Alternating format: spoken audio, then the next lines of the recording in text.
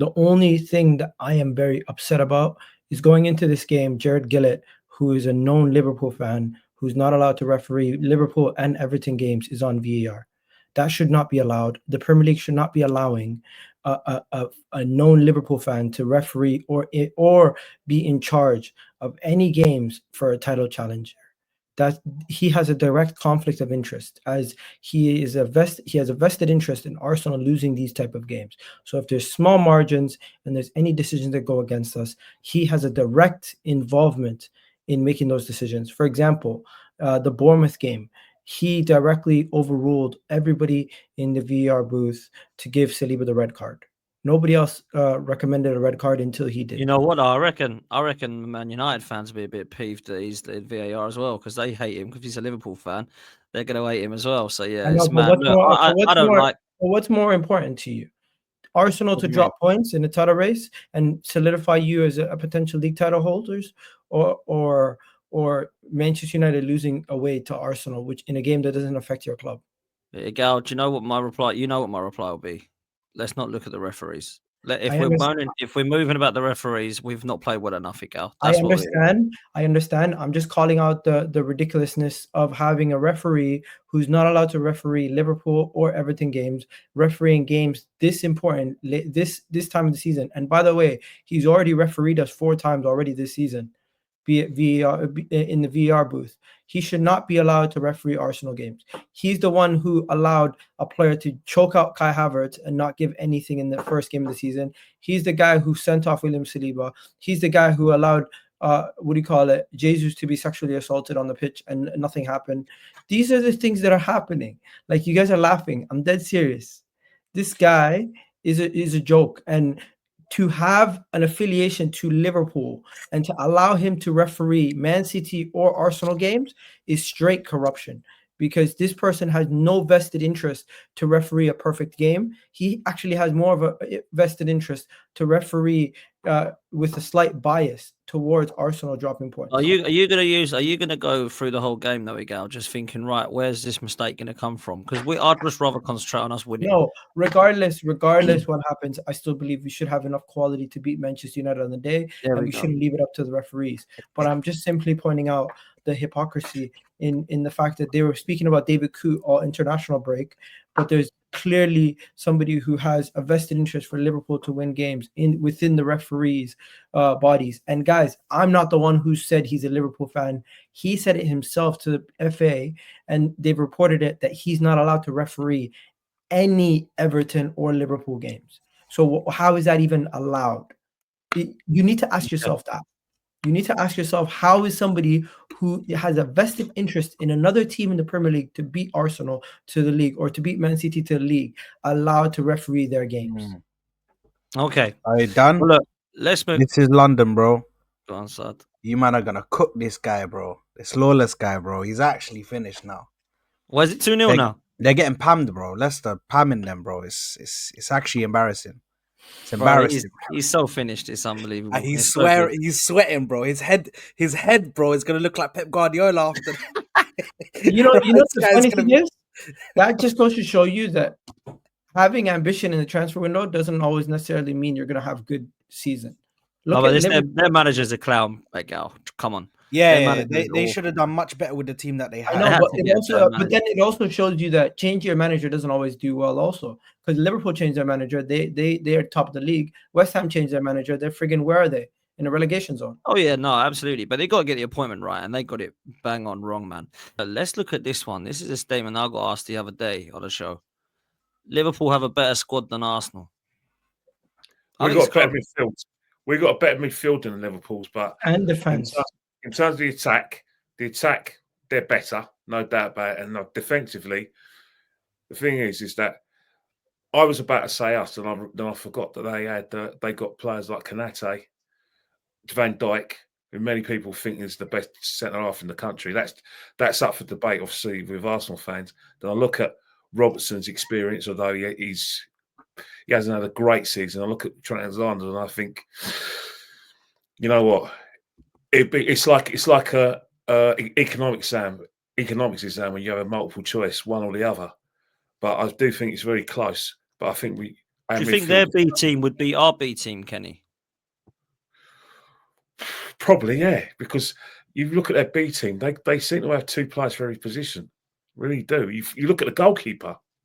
Their goalkeeper, Callagher, is a number 2, but he's one of the best number 2s in the world. He's better than some number 1s. And then you look at Bradley at right back. Bradley can play at right back. Sirikas can play at left back. Midfielders, some midfielders won't get a game. Jota, to some, is a sub, and Nunez is a sub. So you look at it, they're good players. They're really good players. So yeah, probably, yeah. Didn't their B team knock out our A team out at the Carabao Cup last season? I think we got to sell that because of the amount of chances we missed. But yeah, FA Cup, wasn't it? Yeah, look, I think it's fair to say. I think it's fair to say it's quite close. Like, I think they've got more world-class players. I think they've been there and done it, and they've got more winners. But in terms of a squad, I think it is genuinely close. I think, like Egal was right. I think there's certain departments we're stronger. I think they seem to have more. They definitely got a better attack than us, in my opinion, because the players they've got to come on, they're all scoring. Like Gakpo scores, Diaz scores, Nunez even scores, Salah scores. Whereas with us, it's just literally. Do they have a better attack than us? Who, Liverpool? Yes. Yes. Yeah, Liverpool. That's not even a debate, mate.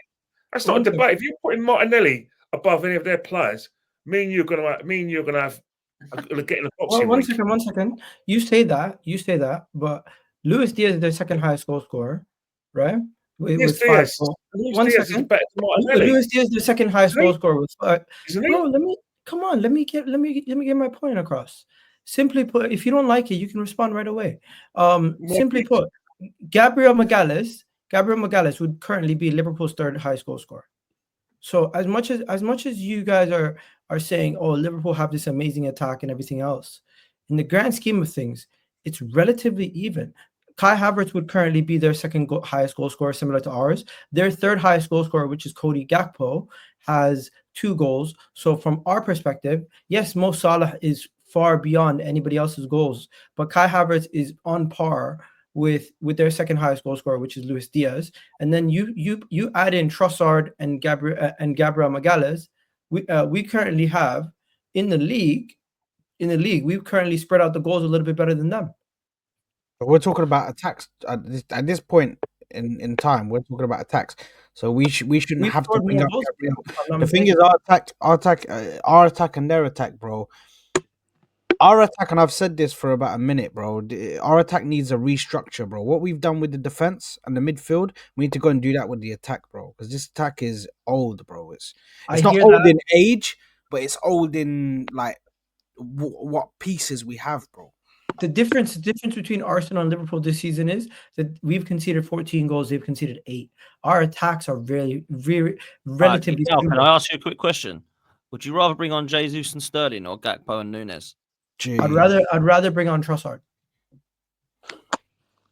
Okay, that's fine. You can bring on Trossard because that's a good shout. The reason why their attack looks poor right now is, relatively similar to ours, is because Jota's out.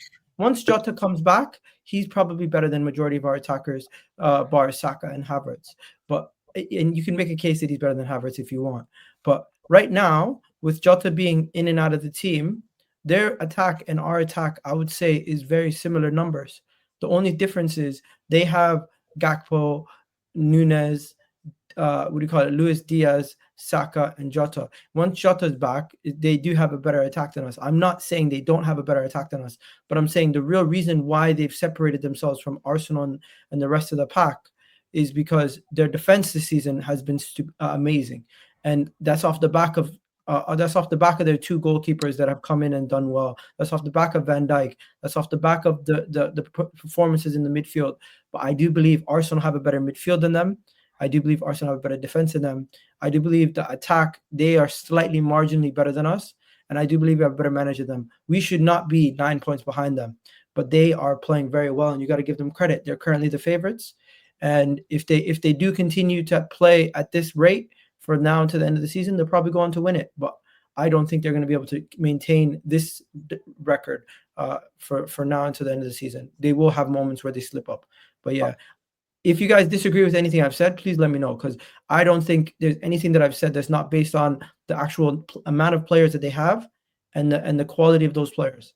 You can't tell me. Do you think that we won't have a blip, or do you think our blips are now over? That's genuine footballing question. I think from now till February we win all our games, bro. I think we're capable of winning all the games. We've got Man City at home on the 1st, so you're expecting the 1st of what? January? No, 1st of February. Man City at home. I said now until February. Did you hear me? Yeah, of course I heard you. Yeah. Okay, so February 1st does not include what I've said. I'm just thinking because we are. Sorry, I'm not trying to come off as an asshole, but I'm literally don't think you understood what I was saying, because I'm not saying we're now until February, all our games are favorable. Majority of them are at home. We should be beating Manchester United. We should be beating Tottenham. We should be beating Aston Villa. We should be beating Brighton away, Brentford away. We should be beating Fulham away, Everton at home, Crystal Palace at home, Ipswich at home. All these games on paper, the way we're currently playing in the last 3 games, we should be managing to get the results. If we drop points from now until February and Liverpool make this gap 11-point gap, then forget about anything I just said.